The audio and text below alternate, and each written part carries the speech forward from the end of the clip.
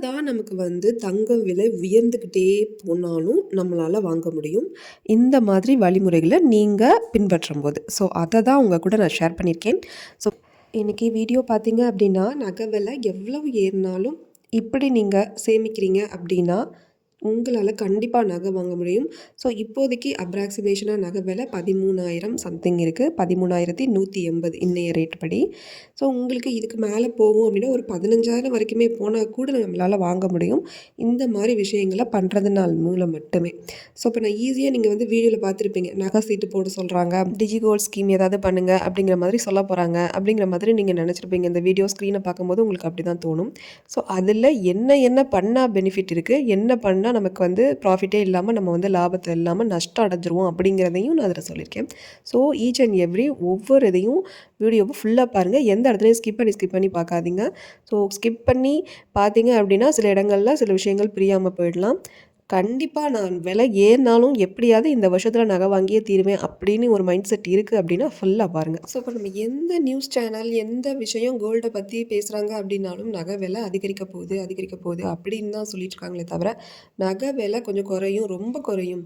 That குறையும் அப்படின்னா ஒரு 200 300 சவரனுக்கு இந்த மாதிரியான ஒரு ஆசோலேஷன்ல இருக்குதே தவிர ஒரு சாலிடா 2000 குறைஞ்சிச்சு 3000 குறைஞ்சிச்சுன்னா குறைஞ்சு வர்றதுக்கு வாய்ப்பே இல்லை. இப்போ 13,000 இருக்குது அப்படின்னா 10,000 வரும் அப்படிங்கிறதுக்கு வருமா அப்படின்னா அது மிகப்பெரிய கேள்விக்குறி தான். ஸோ நம்ம அதையே மைண்டில் வச்சுக்கிட்டு நம்ம எதுவும் வாங்க முடியாது பண்ண முடியாது அப்படின்னு யோசிச்சுட்டு இருக்கவங்களா நீங்கள், அப்போ இந்த வீடியோ உங்களுக்கு கண்டிப்பாக யூஸ்ஃபுல்லாக இருக்கும். ஃபுல்லாக பாருங்கள். நகை சீட்டு நான் ஃபஸ்ட்டு என்ன சொல்லியிருக்கேன் அப்படின்னா நகைச்சீட்டு போடணும் அப்படின்னு சொல்லியிருக்கேன். ஸோ நகை வாங்கணுங்கிறதுல மிகப்பெரிய லாபம் எதில் கிடைக்குன்னா நகைச்சீட்டு போடுறதுல தான். ஏன்னா அதில் வந்து வேஸ்டேஜ் உங்களுக்கு ஆஃபர் பண்ணுவாங்க. ஓகே, இப்போ நீங்கள் வந்து நகை சீட்டு போட போகிறீங்க அப்படின்னு ஒரு ஃபிக்ஸடாக ஒரு பிளான் பண்ணிட்டீங்க அப்படின்னா, அதை தீபாவளி டைம் இல்லை பொங்கல் டைம் இந்த மாதிரி ஆஃபர் டைமில் போடுங்க. ஏன்னா நகைக்கு எடுக்கிறதுக்கே அவங்க வந்து அந்த டைமில் வந்து ஆஃபர் கொடுப்பாங்க. ஸோ அந்த மாதிரி ஆஃபர் கொடுக்கும்போது நகைச்சீட்டுக்கும் ஆஃபர் பண்ணிகிட்டு இருப்பாங்க. ஸோ அதை நீங்கள் விசாரிச்சிங்க அப்படின்னா கண்டிப்பாக நகைச்சீட்டுக்கு ஆஃபர் வந்து பார்த்திங்கன்னா ஒரு கிராம் வெள்ளி கொடுக்குறது, வெள்ளி நாணயம் கொடுக்குறது, ஸோ இந்த மாதிரி வவுச்சர்ஸ் கொடுக்குறது, இந்த மாதிரியான ஆஃபர்ஸை நீங்கள் அந்த டைமில் போனீங்க அப்படின்னா கெட் பண்ணிக்கலாம். ஸோ நகை சீட்டு போடுறதுலையும் நீங்கள் ஸ்டார்ட் பண்ணுறீங்க அப்படின்னா அந்த தீபாவளி டைம் பொங்கல் டைமில் ஸ்டார்ட் பண்ணுறதுக்கு இந்த ஃபெஸ்டிவல் டைம் அட்சய திருதியை போட்டிங்கன்னா இந்த டைமில் போட்டிங்கன்னா ஒரு ஆஃபர் இருக்குது அப்படிங்கிற மாதிரி அனௌன்ஸ்மெண்ட் வரும்போது அந்த டைமில் நீங்கள் அதை பிக்கப் பண்ணுறதுக்கு பாருங்கள். ஸோ இப்போ பார்த்தீங்க அப்படின்னா நகை ரேட்டு கூட நமக்கு வந்து இந்த பெரிய நகைகளாக எடுக்கிறது வந்து ரொம்பவே கஷ்டமாக இருக்கும். அந்த மாதிரி சமயத்தில் நம்ம என்ன பண்ணணும் அப்படின்னா நகை சீட்டு போடுற அந்த கடை வந்து நம்பிக்கையான கடையாக இருக்கிறது மட்டும் இல்லாமல் அது நல்ல ஒரு ஃப்ளெக்ஸியாக இருக்கான்னு நீங்கள் பார்த்துக்கணும். ஸோ ஃப்ளெக்ஸி அப்படின்னா ஸோ நல்ல ஃப்ளெக்சிபிளாக எப்போவும் நமக்கு எதுவும் அட்வான்டேஜாக இருக்கிற மாதிரி. ஸோ சில கடைகளில் வந்து இந்த மாதம் நீங்கள் ஒரு 1000 ஸ்டார்ட் பண்ணுறீங்க அப்படின்னா அடுத்த மாதம் 1000 கட்டணும், அதுக்கு அடுத்த மாதம் 1000 கட்டணும். இப்படியே உங்களுக்கு ஒரு 11 மாதம் சீட்டு தான் மேக்ஸிமம் வந்து உங்களுக்கு நகைச்சீட்டு இருக்கும். ஸோ அந்த மாதிரி நீங்கள் 10,000 ஸ்டார்ட் பண்ணிக்கலாம். ஸோ 10,000 ஸ்டார்ட் பண்ணி நம்ம ஃபைனலாக முடிக்கும் போது பார்த்தீங்கன்னா 1,10,000 நம்ம கட்டுற மாதிரி இருக்கும். ஸோ இப்போ இந்த மாதிரி ஃப்ளக்சுவேஷன் நான் என்ன சொல்கிறேன் அப்படின்னா, நீங்கள் வந்து இப்போ ஒரு 1000 கட்டுறீங்க அப்படின்னா அடுத்த மாதமும் நீங்கள் 1000 தான் கட்டணும். அந்த 1000 நீங்கள் கட்டாமல் இப்போ ஜனவரியில் 1000 கட்டியாச்சு, பிப்ரவரியில் 1000 கட்டலை, மார்ச்சில் இந்த பிப்ரவரிக்குள்ள 1000 சேர்த்து கட்டணும் அப்படின்னா சில கடைகளில் முடியாது. அந்த மாதிரி இருக்க கடைகளில் நகைச்சீட்டு போடக்கூடாது. எந்த மாதிரி கடைகளில் போடலான்னா, ஜனவரியில் ஒரு 1000 நான் கட்டுறேன், அடுத்து பிப்ரவரியில் என்னால் 1000 கட்ட முடியல, மார்ச்லையும் கட்ட முடியல, ரெண்டையும் சேர்த்து ஏப்ரலில் என்னால் கட்ட முடிகிற சமயத்தில் நான் கட்டிக்கிறேன் அப்படிங்கிற மாதிரி உங்களுக்கு ஒரு ஃப்ளக்சுவேஷன் இருக்கணும். ஸோ அந்த மாதிரி ஃப்ளெக்ஸியாக இருக்கிற எந்த ஷாப்பில் வேணாலும் நீங்கள் நகைச்சீட்டை நம்பிக்கையான கடையில் போட்டுக்கோங்க. நான் சொல்கிறது உங்களுக்கு புரியும்னு நினைக்கிறேன். சில கடைகளில் 1000 நீங்கள் என்ன அமௌண்ட்டில் நீங்கள் ஸ்டார்ட் பண்ணுறீங்களோ அந்த அமௌண்ட்டை தான் நீங்கள் ஒவ்வொரு மந்த்துக்கும் அதாவது 11 மாதத்துக்கும் நீங்கள் கட்டுற மாதிரி இருக்கும். 1000 நீங்கள் 1000 தான் உங்களால் பே பண்ண முடியும். ஒரு மாதம் நீங்கள் ஸ்கிப் பண்ணி விட்டால் கூட அடுத்த மாதம் சேர்த்து சில கடைகளில் நகைச்சீட்டு போட மாட்டாங்க. ஸோ அதை நீங்கள் ஃபஸ்ட்டு நகைச்சீட்டு எப்படி அப்படிங்கிறத ஃப்ளெக்ஸி இருக்கா அப்படிங்கிறத நீங்கள் நகைச்சீட்டு போடுறதுக்கு முன்னாடி கடையில் கேட்டு நல்லா தெரிஞ்சுக்கிட்டு தான் அந்த நகைச்சீட்டை வந்து நீங்கள் ஆரம்பிக்கணும். நீங்கள் போட போகிறோம் கண்டிப்பாக நம்பகத்தன்மை அந்த கடையில் இருக்கும். ஸோ அப்படி இருக்க பட்சத்தில் நீங்கள் இந்த ஒரு பாயிண்ட்டை நல்லா நோட் பண்ணிக்கோங்க. ஸோ நான் கட்டுற கடைகள் எல்லாம் எப்படின்னு பார்த்தீங்க அப்படின்னா 4 மாதம் நான் பெண்டிங் வச்சுருந்தாலும் அந்த மாதத்துக்குள்ள காசையும் சேர்த்து 5,000 நான் கட்டும்போது அவங்க அக்செப்ட் பண்ணிக்குவாங்க. ஸோ அந்த மாதிரி கடைகளில் தான் நகைச்சீட்டு நான் போட்டிருக்கேன். ஸோ அது மாதிரி நீங்களும் பார்த்துக்கோங்க. நான் ஏன் வந்து உங்களுக்கு இதை சொல்கிறேன் அப்படின்னா, ஒரு ரீசன் பார்த்தீங்க அப்படின்னா நம்மளுடைய சுச்சுவேஷன் பர்சனலாக நமக்கு சில இஷ்யூஸ் இருக்கும், நம்மளால் கட்ட முடியாத மாதிரி இருக்கும். 2வது விஷயம் பார்த்தீங்க அப்படின்னா, நகையோட விலை. இந்த மந்த் திடீர்னு பார்த்தீங்க அப்படின்னா, 1 மந்த் நான் ரூ. 1000 சீட்டு கட்டிட்டேன். 2வது மாதம் பார்த்தீங்க அப்படின்னா, திடீர்னு நகையோட விலை வந்து ரூ. 200, 300 வந்து ஏறி இருக்கும். ஸோ அப்படி ஏறி இருக்கும்போது, எவ்வளோ வேணாலும் ஏறியிருக்கலாம். ஒரு ரூ. 500 வரைக்கும் கூட ஏறியிருக்கலாம் அடுத்த மாசத்துக்குள்ள. ஸோ அப்படி ஏறி இருக்கும்போது நான் வந்து கட்ட மாட்டேன். கட்டாம அந்த அமௌண்ட்ட வந்து வச்சிருப்பேன். வச்சிருந்துட்டு நெக்ஸ்ட் மந்த் குறையுதா அப்படின்னு ஒரு ஒரு செக் பண்ணிப்பேன். செக் பண்ணிட்டு அதுக்கப்புறமா சேர்த்து சப்போஸ் சடனா குறைஞ்சிச்சு அப்படின்னா, உடனே அந்த அமௌண்ட்ட சேர்த்து கொண்டு போய் கட்டிருவேன். ஸோ அப்படி கட்டும்போது நமக்கு நெறைய வந்து லாபம் கிடைக்கிறதுக்கு நெறைய சான்சஸ் இருக்கு. ஸோ உடனே ஒரு அமௌண்ட் வந்து உங்களுக்கு ஹையா பீக்கா கொஞ்சம் ஏறிட்டுருக்கு அப்படின்னு தெரிஞ்சுச்சுன்னா, அந்த இடத்துல நீங்க ஸ்டாப் பண்ணிறணும். ஸ்டாப் பண்ணிட்டு அதுக்கப்புறம் ஒரு கொஞ்சம் 1 ஆர் 2 டேஸ் நீங்க வந்து 1 ஆர் 2 டேஸ் கூட இல்லாம ஒரு வீக் அளவு கூட நீங்க வந்து இது பண்ணிக்கலாம். ஸோ உங்களுக்கு அது வரைக்கும் நீங்க எடுத்துட்டு வந்து இந்த நகை வந்து எந்த டைம்ல குறையுது அப்படிங்கிறத நீங்க வந்து மைண்ட் செட் பண்ணிட்டு, அதுக்கப்புறமா நீங்க போயிட்டு அந்த காச வந்து கட்டணும். அந்த காச கட்டும்போது அவங்க வந்து ஏத்துக்கிற மாதிரி இருக்கணும். அந்த மாதிரியான நகைச்சீட்டு தான் நம்ம வந்து போடணும். இந்த இடத்துல பார்த்தீங்க அப்படின்னா, நமக்கான அந்த கிராம் நம்ம வாங்கிக்க போற அந்த கிராம் வந்து நமக்கு கொஞ்சம் கூட கிடைக்கிற மாதிரி இருக்கும். ஏன்னா, நமக்கு வந்து நகை விலை குறைஞ்சிருக்கும்போது, நம்மளுடைய பணமா அது போய் சேரும்போது, நமக்கு வந்து அக்கௌண்ட்ல கிராமா வந்து வர வைப்பாங்க இல்லையா? ஸோ, அப்போ வந்து அது வந்து கூட கொஞ்சம் கிராம்ஸ் வந்து நமக்கு கிடைக்கிற மாரி இருக்கும். ஸோ, நான் மாசம் மாசம் தான் போய் ரூ. 1000ங்கிறத நான் கட்டியே ஆகணும் அப்படின்னா, நான் வந்து அந்த விலை ஏற்றத்தோட இருக்கும்போதும் நான் கட்டி தான் ஆகணும். ஸோ, உங்களுக்கு நான் சொல்கிறது புரியும்னு நினைக்கிறேன். ஸோ, அந்த மாரி ஃப்ளெக்சிபிள் இருக்க மாதிரியும் நகைச்சீட்டை வந்து ஸ்டார்ட் பண்ணுறது ரொம்பவே பெஸ்ட்டு. ஒரு எக்ஸாம்பிளுக்கு இப்போ பார்த்தீங்க அப்படின்னா, நான் இப்போ ஒரு ரூ. 1,00,000 எனக்கு சீட்டு விழுந்திருக்கு அப்படின்னா, அந்த ஏல சீட்டை எடுத்துகிட்டு போய் நான் நகை வாங்குறேன் அப்படின்னா, ஒரு குறைஞ்சபட்சம் எனக்கு வேஸ்டேஜ் வந்து ஒரு 10% போடுறாங்க அப்படின்னா ரூ. 10,000. ஸோ ரூ. 10,000 ஒரு ஜிஎஸ்டி ஒரு ரூ. 3,000 போடுறாங்க அப்படின்னா, அது ரூ. 13,000 எனக்கு லாஸ். அப்படி தானே? ஸோ அப்போ வந்து நம்ம ரூ. 1,00,000 குடுத்து வெறும் ரூ. 87,000க்கு நகை எடுத்துகிட்டு வர்றது அப்படிங்கிறது நமக்கு வந்து ஒரு இஷ்டமான விஷயமாவே இருக்காது. ஏன்னா நம்ம ரூ. 1,00,000 குடுக்கும்போது முடிஞ்ச அளவுக்கு அந்த ரூ. 1,00,000க்கு எப்படியும் நம்ம வந்து நகையா எடுத்துகிட்டு வரணும் அப்படின்னு நம்மளுடைய ரூ. 1,00,000 காசு குடுக்கும்போது நம்ம அப்படி தான் நெனைப்போம். ஸோ இந்த இடத்துல தான் நான் நகை சீட்டு போட்டிருக்கிறதோட பெனிஃபிட்ட நம்ம வந்து நமக்கு வந்து ஃபீல் ஆகும். என்ன அப்படின்னா, இப்போ நகை சீட்டு போட்டிருக்கேன். இப்போ நான் ஒரு மந்த் வந்து ஜான்வரியில ரூ. 10,000 கட்டிட்டேன். இப்போ எனக்கு குலுக்கு சீட்ல வந்து ஒரு ரூ. 1,00,000 விழுந்துருச்சு அப்படின்னா, அந்த ரூ. 1,00,000 எடுத்து கொண்டு போயி, அந்த 2வது சீட்ல நான் வந்து ஃபுல் பேமெண்ட்டா டெபாசிட் பண்ணிருவேன். டெபாசிட் பண்ணிட்டேன் அப்படின்னா, எனக்கு ரூ. 1,10,000 வந்துரும். ஸோ, இப்போ எனக்கு வேஸ்டேஜ் என்ன ஆகும்? ஸோ, இப்போ நான் ரூ. 1,10,000 கட்டுற அமௌண்ட்ட நான் வந்து கட்டிட்டேன். அப்போ வந்து எனக்கு போக போக இன்னும் நகை ரேட் வந்து அதிகரிக்கும்போது, எனக்கு 2வது மாசத்துலயே நான் வந்து அத ஃபில் பண்ணிட்டேன் அப்படின்னா, எனக்கு வந்து இன்னும் வந்து கிராம்ஸ் வந்து அதிகமா கிடைக்கிறதுக்கு சான்சஸ் இருக்கு. 2வது முக்கியமான விஷயம் வந்து வேஸ்டேஜ் வந்து அங்க உங்களுக்கு ஒரு 10%, 18% போடுறாங்க அப்படின்னா, நமக்கு ஒரு 18,000, 20,000 நமக்கு வந்து சேவ் ஆகுது. அந்த இடத்துல நகைச்சீட்டு போட்டிருக்க பட்சத்துல. ஸோ, அதான் நான் உங்களுக்கு திரும்பவும் சொல்றேன். இந்த மெத்தட நான் யூஸ் பண்ணும்போது பார்த்தீங்க அப்படின்னா, அந்த 11 மாசத்துக்கு உள்ள அமௌண்ட்ட வந்து நம்ம கட்டி முடிக்கும்போது, நீங்க என்ன பண்ணுவீங்க அப்படின்னா, அந்த ரூ. 1,10,000 உள்ள நகையும் நீங்க வந்து அப்படியே வேஸ்டேஜ் இல்லாம எடுத்துக்குவீங்க. இதே வந்து நீங்க அந்த ரூ. 1,00,000 வந்து ரெடி கேஷா குடுக்கும்போது 13,000 சம்திங் உங்களுக்கு வந்து லாஸ் ஆகும். அதில வந்து 1 கிராம் நகையே வந்து உங்களுக்கு வந்து இல்லாம போறதுக்கு வாய்ப்பு இருக்கு. அந்த 13,000க்கு 1 கிராம் நான் வந்து உங்களுக்கு கம்மியா வரும். ஸோ, இப்ப இந்த அமௌண்ட் நகைச்சீட்டு போட்டிருக்கும்போது, அந்த 1 கிராம் நகையும் உங்களுக்கு சேர்த்து வேஸ்டேஜ் இல்லாம வரும். இப்ப நான் சொல்றது உங்களுக்கு புரிஞ்சிருக்கும்னு நெனைக்கிறேன்.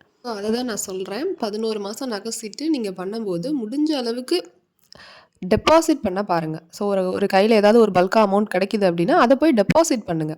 அந்த மாதிரி நகை சீட்டுகள போடுங்க. நகை சீட்டு போடும்போது, இவ்வளோ தான் அமௌண்ட் கட்டணும் அப்படிங்கிற மாதிரி இல்லாம, இதுக்கு மேலயும் கட்டலாம் அப்படிங்கிற மாதிரியான டெபாசிட் பண்ற மாரியான ஸ்கீம் இருக்கா? அப்படிங்கிறத முதல்ல விசாரிச்சுக்கங்க.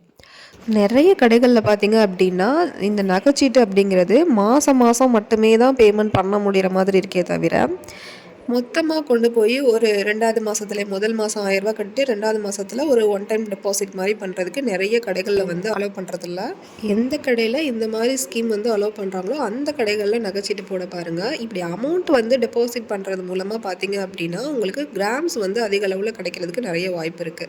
ஸோ, இப்போ இங்க எக்ஸாம்பிளுக்கு பார்த்தீங்க அப்படின்னா, ஒரு கிராம் வந்து இப்போ 13,000 சில்லற இருக்கு இல்லையா? அப்போ 13,000 நீங்க ஒரு மாசத்துக்கு கட்டுறீங்க அப்படின்னா, அடுத்த மாசம் நீங்க கட்டும்போது உங்களுக்கு வந்து கோல்டோட ரேட் அதிகமாகும்போது கிராம் வந்து உங்களுக்கு குறைய ஆரம்பிச்சிரும். ஸோ, இதே நீங்க அந்த ஒரு மாசம் முதல் மாசம் கட்டும்போதே நீங்க வந்து டெபாசிட் மாரி பண்றீங்க அப்படின்னா, அந்த டெபாசிட் பண்ற அந்த அமௌண்ட்லயே நீங்க வந்து அதிகப்படியான கிராம உங்களுக்கு சேவ் பண்றதுக்கான வாய்ப்பு உங்களுக்கு அதிகமா இருக்கு. ஸோ, நான் சொல்றது உங்களுக்கு புரியும்னு நெனைக்கிறேன். ஸோ, இப்போ நீங்கள் வந்து ஒரு மாதம் ரூ. 10,000 நீங்கள் வந்து கோல்டு ஷீட் போட்டு வரீங்க அப்படின்னா, ஒரு 2வது மாதமே நீங்கள் ஒரு ஏல சீட்டோ, ஏதோ ஒரு குலுக்கு சீட்டோ எடுத்து ரூ. 1,00,000 போட்டுறீங்க, டெபாசிட் பண்ணிட்டீங்க அப்படின்னா, ரூ. 1,10,000 ஆயிரும் உங்களுக்கு. ஸோ உங்களுக்கு இந்த 1,10,000 அப்படிங்கிறது வந்துருச்சு. இப்போ வந்து நீங்கள் அதுக்கு வந்து அப்போ வந்து உங்களுடைய அந்த கிராமோட ரேட் என்னவாக இருக்கும் அப்படின்னா உங்களுக்கு வந்து ஒரு 13,000 இப்போ இருக்குதுன்னு வச்சுக்கோங்களேன். இதே நீங்கள் வந்து ஒரு வருஷம் நீங்கள் அந்த காசை ஃபுல்லாக கட்டிக்கிட்டே இருக்கீங்க 10,000 மாதம் மாதம், அதாவது டெபாசிட் பண்ணாமல். அப்போம்போது உங்களுக்கு இந்த ஒரு வருஷம் முடிவில் உங்களோட கிராமோட ரேட் என்னவாக இருக்கும் அப்படின்னா ஒரு 15 ரூபாய்க்கிட்ட போயிடும். ஸோ அப்போ உங்களுக்கு அந்த டெபாசிட் பண்ணும்போது கிடைக்கிற கிராமுக்கும் டெபாசிட் பண்ணாமல் நீங்கள் வந்து ஈச் அண்ட் எவ்ரி ஒவ்வொரு மந்த்தும் நீங்கள் 10,000 கட்டி வரும்போது கிடைக்கிற கிராம்ஸுக்கும் உங்களுக்கு கிராம் கம்மியாகும் நான் சொல்கிறேன்.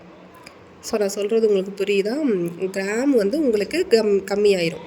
ஸோ ஏன்னா நம்ம டெபாசிட் பண்ணும்போது கிராமோட விலை வந்து கம்மியாக இருக்கும். ஸோ கிராமோட விலை கம்மியாக இருக்கும்போது நமக்கு அதிக கிராம் கிடைக்கவும் வாய்ப்பு இருக்குது.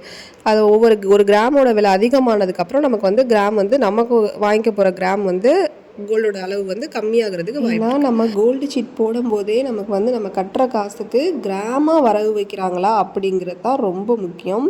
நீங்கள் போயிட்டு பணமாகவே அதை வரவு வச்சுக்கிட்டு வந்தீங்க அப்படின்னா பணமாகவே இருக்கும். ஸோ உங்களுக்கு கிராம வந்து வரவு வைக்காமல் இருந்தால் கிராமோட ரேட் வந்து ஏற ஏற அது பணமாகவே இருந்துடும். உங்களால் வந்து அவ்வளோவா வந்து சேவ் பண்ண முடியாது. என்னை பொறுத்த வரைக்கும் நீங்கள் கோல்டு சீட்டு போட்டு நீங்கள் வந்து இன்வெஸ்ட்மெண்ட்டுக்காக பண்ணுறோம் அப்படின்னு நீங்கள் பண்ணால் கண்டிப்பாக நீங்கள் வந்து பாரா எடுத்துக்கிறது ரொம்ப ரொம்ப நல்லது. ஸோ கோல்டு பாரா எடுத்துக்கும் போது உங்களுக்கு வந்து உங்களுக்கு வேஸ்டேஜ் அப்படிங்கிறது கிடையாது. 2வது வந்து ஜிஎஸ்டி அப்படிங்கிறது ரொம்ப கம்மியான அளவு தான் போடுவாங்க. ஸோ உங்களுக்கு அது 3%ஆகவே இருந்துட்டு போட்டுமே அது வந்து ரொம்ப பெரிய அளவுலலாம் தெரியாது. உங்களுக்கு வேஸ்டேஜுங்கிறது ரொம்ப ரொம்ப கம்மியான வேஸ்டேஜ் தான் இருக்கும். நீங்கள் வந்து முடிஞ்ச அளவுக்கு இன்வெஸ்ட்மெண்ட் அப்படின்னு நீங்கள் போயிட்டீங்க அப்படின்னா அதை வந்து நீங்கள் கோல்டு பாராகவே வந்து எடுத்துக்கிறது ரொம்ப நல்லது. அடுத்ததாக பார்த்தீங்க அப்படின்னா நிறைய பேர் இந்த ஓல்டு கோல்டை கொடுத்துட்டு ஸோ புதுசாக கோல்டு வாங்குவாங்க. ஒரு மேரேஜ் டைம்லலாம் பார்த்தீங்கன்னா ஸோ பழசு நம்ம மேக்ஸிமம் போட மாட்டோம். ஸோ அந்த காலத்துக்கு அப்போ இருக்க ட்ரெண்டிங்க்கு வாங்கணும் அப்படிங்கிற மாதிரி நம்ம நினச்சி அந்த புது கோல்டு வந்து வாங்குவோம். ஸோ அப்படி தான் நீங்கள் பண்ண போகிறீங்க அப்படின்னா நீங்கள் கண்டிப்பாக என்ன பண்ணீங்கன்னா அந்த ஓல்டு கோல்டை போய் டெபாசிட் பண்ணிடுங்க. ஸோ டெபாசிட் பண்ணிட்டீங்க அப்படின்னா அதுக்கு வந்து உங்களுக்கு எந்த விதமான காசு வந்து வாங்க போகிறதில்ல. ஸோ இந்த ஓல்டு கோல்டு டெபாசிட் பண்ணுறது உங்களுக்கு வந்து 11 மாதம் அப்படிங்கிற கணக்கு தான். ஸோ நீங்கள் 6 மாதம் வரைக்குமே டெபாசிட் பண்ணிட்டு அதுக்கப்புறம் நீங்கள் எடுக்க போகிறீங்க அப்படின்னா அதுக்கு ஒரு ஆஃபர் இருக்கும். ஸோ 7 மாதம் 8 மாதம் அப்படி ஒரு ஆஃபர் இருக்கும். 11 மாதம் வச்சு நான் வந்து எடுக்க போகிறேன் அப்படின்னா நீங்கள் வந்து கண்டிப்பாக உங்களுக்கு வந்து 100% ஆஃபரும் வந்து நீங்கள் வந்து பெனிஃபிட்டாக வந்து நீங்கள் யூஸ் பண்ணிக்கலாம். இப்போ ஓல்டு கோல்டு வந்து நீங்கள் டெபாசிட் பண்ணி வைக்கிறது அப்படின்னா நீங்கள் என்ன பண்ண போகிறீங்க அப்படின்னா ஒரு பாண்டு கொடுக்க போகிறாங்க. நம்ம ஜஸ்ட் வந்து ஒரு சைன் தான் பண்ண போகிறோம். பண்ணிவிட்டு நம்ம பாண்டை கொண்டு வந்து வீட்டில் தான் வச்சுக்க போகிறோம். ஸோ ஒரு 11 மாதம் கழித்து நம்ம போயிட்டு நகை எடுக்க போகிறோம். ஸோ நகை எடுக்கும் போது என்ன பண்ண போகிறோம் அப்படின்னா ஜிஎஸ்டி மட்டும் தான் பே பண்ண போகிறோம். அதே மாதிரி வேஸ்டேஜ் வந்து நம்ம கட்ட போகிறதில்ல. ஸோ அப்போ வந்து ஓல்டு கோல்டை வந்து அப்போ போய் சடனாக போய் மாற்றாமல் ஒரு 1 இயர் முன்னாடியே நமக்கு தெரிஞ்சிடும். ஸோ ஏதாவது ஒரு நமக்கு தேவை இருக்குது அப்படின்னா ஒரு 1 இயர் முன்னாடியே நமக்கு தெரிஞ்சிடும் அந்த ஓல்டு கோல்டு வந்து மாற்ற மாதிரி இருக்குது அப்படி நம்ம வீட்டில் அப்படின்னா நம்ம ஒரு வருஷம் முன்னாடியே இந்த விஷயத்தை பண்ணி வச்சிட்டோம் அப்படின்னா நம்ம இந்த ஒரு வருஷம் கழித்து நம்ம பண்ணும்போது நமக்கு வந்து இந்த வேஸ்டேஜ் வந்து ரொம்ப கம்மியாக இருக்கும். ஸோ வேஸ்டேஜே இல்லாமல் நம்ம வந்து ஆஃபரில் எடுத்துகிட்டு வர முடியும். ஸோ அப்போ நீங்கள் பாருங்களேன் இன்னும் வந்து உங்களுக்கு கிராம்ஸ் வந்து அதிகமாக தான் இருக்கும். இந்த பழைய நகையை போட்டுட்டு நம்ம புது நகை எடுக்கிறோம் அப்படின்னா ரொம்ப ரொம்ப கவனமாக இருக்கணும். இதில் தான் வந்து நிறைய வந்து கிராம்ஸ் வந்து நமக்கு அடிபட்டுரும். ஸோ கழிவு இருக்குது, அழுக்கு இருக்குது, கல் இருக்குது அப்படி இப்படின்னு எதையாவது சொல்லி நம்மக்கிட்ட வந்து நிறைய வந்து கிராம்ஸ் வந்து கழிக்கிறது தான் பார்ப்பாங்க. ஸோ ஓல்டு கோல்டு எடுக்கிறீங்க ஒரு 10 கிராம் எடுக்கிறீங்க கொண்டு போய் கொடுத்துட்டு நீங்கள் வந்து எடுக்கிறீங்க அப்படின்னா 8 கிராம் தான் நீங்கள் எடுக்க முடியும். ஸோ 2 கிராம் வந்து உங்களுக்கு வந்து லாஸில் தான் நீங்கள் வந்திருப்பீங்க.